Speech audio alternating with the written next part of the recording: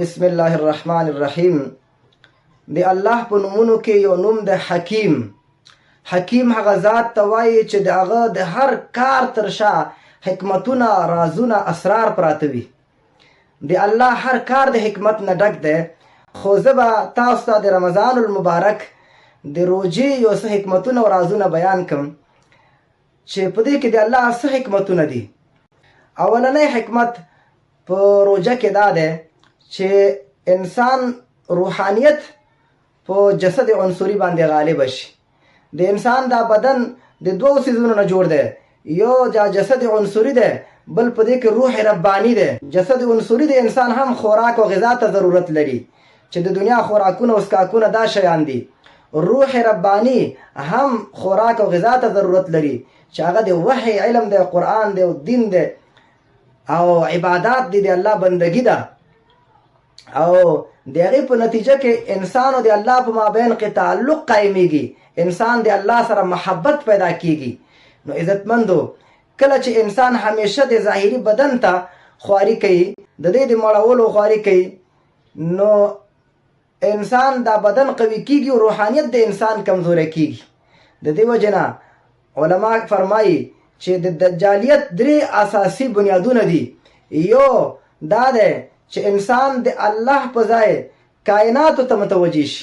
دویم، انسان د آخرت په ځای دنیا ته متوجه شي. دریم، انسان د روح په ځای بدن ته متوجه شي. او دغه انسان چې کله روحانیت پریږدي، خالی د بدن د صحیح کولو، د ښه کولو، د ښایسته کولو او د مړولو خواري کوي، نو د انسان نه بیا دجال جوړ شي. نو الله رب العزت موږ باندې د رمضان المبارک روژه فرض کړو چې کم از کم دا یو میاشت تاسو روح ته کار وکړئ او دا جسد عنصري کمزوری کړئ، وږی تږی کړئ چې روحانیت ستاسو قوي شي، د الله سره تعلق برابر شي. دویم حکمت او راز پکې دا دی چې الله مسلمانان تربیه کوي د حرامو نه د بچ کېدلو. یو میاشت روژه کې سهار نه تر ماښامه پورې حلال خوراکونه پراتی، مسلمان ته حلال اسکاک ورته پراتی او حلاله بیبي وي، خو دا یو تم نه نږدې کېږي، نه استعمالوي. ولې؟ الله دا تربیه ورکوي چې بنده ته په غیر رمضان کې دا 11 میاشتو کې کم از کم بیا د حرامو نه خو ته ځان وساتلی شي. همدا اوس نه ځان عادت کا، او خوراک دی نه خورمه ځکه الله منې کړی یم، اسکاک دی نه اسکمه، بیبي ده نه ورته نږدې کېږم ځکه الله منې کړی یم، چې په آینده کې بیا کم از کم ته تربیه شي چې د حرامو نه ځان وساتي.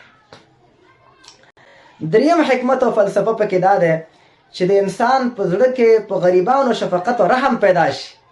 انسان چې کله همیشه د پاره موړ وي، خوراک او اسکاک پریمانه وي او انسان جامې پریمانې وي، نو دته د بل سړي چې هغه وږی وي، تږی وي، بې جامې وي، د هغې درد او احساس د ده په زړه کې نه پیدا کېږي.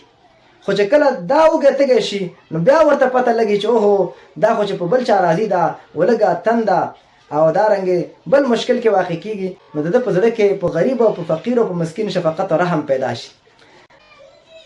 څلورم حکمت او راز پکې دا دی چې انسان په زړه کې د نعمت احساس وشي. انسان چې کله همیشه د پاره یو نعمت استعمالوي، دا انسان د نعمت سره عادي کېږي، بیا ورته نعمت نه ښکاري. الله په رمضان المبارک کې انسان ته وایي چې دا نعمت دی خو نه به یې استعمالوي تر ماښامه، دا اوبو نعمت دی خو نه به یې استعمالوي، دا خوراک نعمت دی خو نه به یې خوري، او دا بیبي نعمت دی خو نږدې کېږي به ورته نه. چې انسان ته د دغه نعمت احساس وشي چې اوهو دا چې کله الله ما ته د نعمت د استعمال اجازه راکوي، دا خو لوی نعمت دی چې الله ما ته راکړی. پنځم حکمت او راز په دې کې دا دی چې دا امت د جهاد امت دی، دا د قربانۍ امت دی، دا په دنیا کې د انصاف د راوستلو والا امت دی، دا د امر بالمعروف او نهي عن المنکر والا امت دی. نو د دې وجې نه په دې امت باندې به بیا د جهاد په لاره کې، د دعوت په لاره کې او د دین د حاکم کولو په لاره کې د باندې سختی او تکلیف او کړاو راځي، ولږه تنده به پرې راځي. مخکې د هغې نه انسان ته الله یو میاشت د ولږې او د تندې تربیه ورکوي چې آینده کې د دین د حاکم کولو خواري کوي، نو هلته ولږه تنده چې راځي نو ته به ورته بیا آماده یې.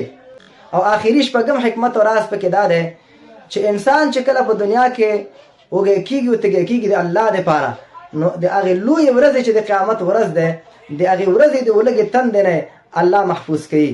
الله دې موږ تاسو ته توفیق راکړي چې د الله بندګي په صحیح معنا سره